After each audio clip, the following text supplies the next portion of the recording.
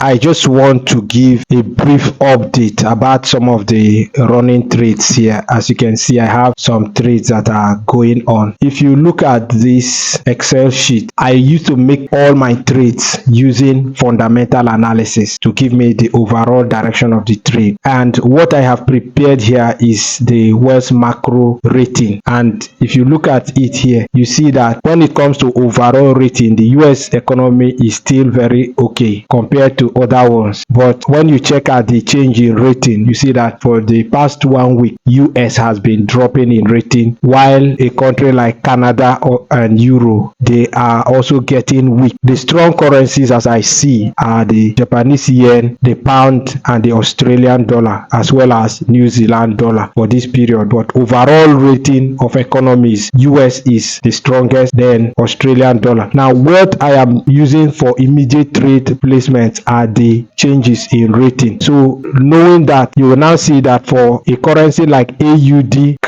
you expect that currency to be trending up because the Australian dollar is strong and Canadian dollar is weak. For a currency like the euro against pound, you expect that currency pair to be going down because the pound is strong and the euro is weak. If you look at Japanese yen is also strong. So if you are trading a currency pair like the euro against the Japanese yen, you expect the EURJPY to sell. So those are the kind of ideas that led to this decision. So if you look at here, I took a sell on the EURJPY. Although if you look at it very well, there is a mini trend on the 1 hour time frame, and I am waiting for a break of structure for me to add to that trade. Then another currency pair like Euro AUD, this trade has been doing well for some time, but it will be good to add to the trades later after this level has been broken. There are so many other trades that are running. AUD card has been there for some time. If I drag AUD card, you will see that